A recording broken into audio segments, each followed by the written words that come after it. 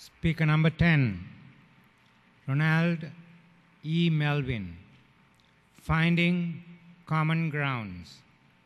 Finding common ground. Ronald E. Melvin.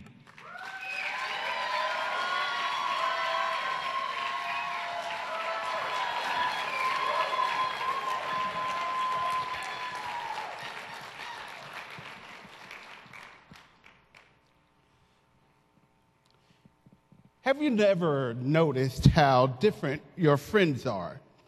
Like these ropes. But you don't see them as being different. You see them as being the same.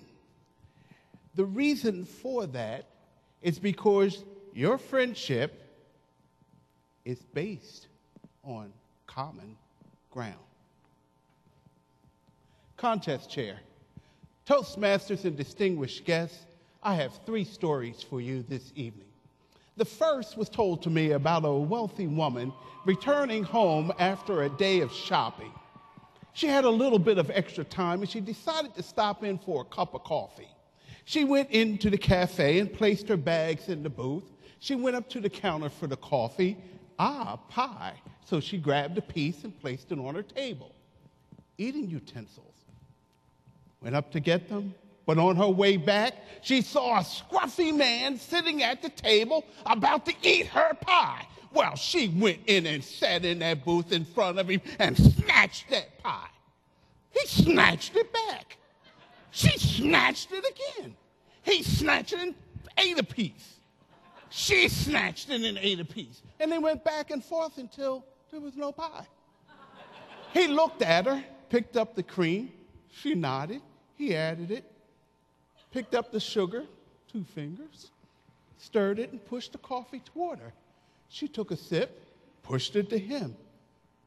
They did this until the coffee was gone. Now it's time for her to get to the train, so she grabbed her purse, and out the door she went. Getting to the train station, her bags! She rushed back to the cafe. The man was gone. She went, There's my bags. She went to pick them up, and there was a cup of coffee and a piece of pie. She had sat at the wrong table. She was embarrassed, but she smiled because she had found common ground. I'm from Minnesota. There's some of you out there thinking, I didn't know there was black folks in Minnesota. But there aren't. I left. Really, that's not true. That's not true.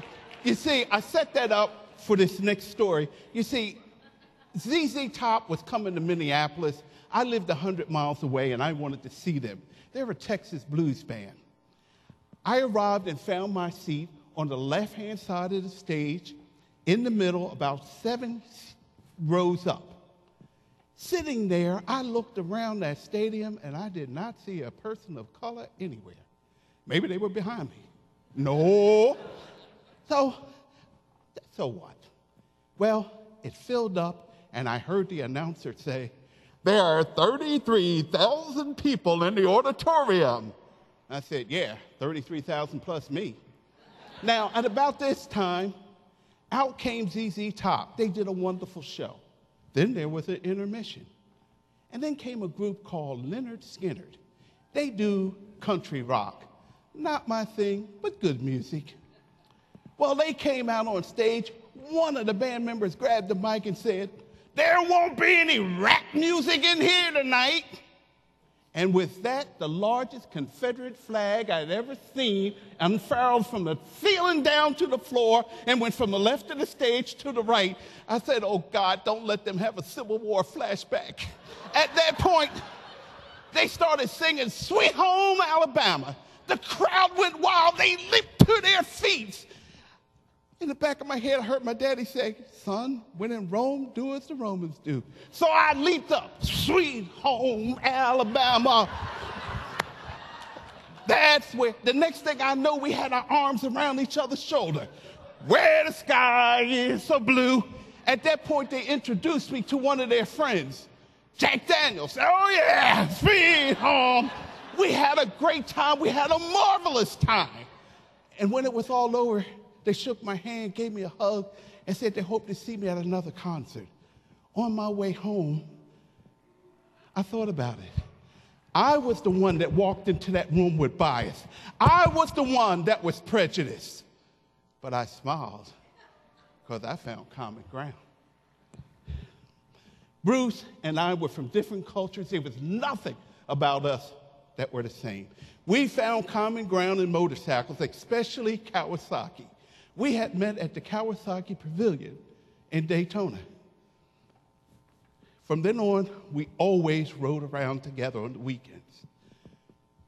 Last bike week, we were invited to a barbecue. We left at about 8 o'clock. As we were leaving the speedway, and I turned onto the highway to drive a mile to 95, I got to the first light, and Bruce wasn't there. Well, I circled back around, and when I got back, there were all kind of emergency vehicles there, and I didn't know what to do. I maneuvered my bike up as far as I could go. I ran up into where I could see it, and there was Bruce. Oh, Bruce was laying there. His bike was on top of him, and his life fluids were flowing around his head and his shoulders. Fate had taken my friend and left me with memories. I went home, and I told my friends on Facebook. Someone sent back a note that said, Mel, you know what a friend is?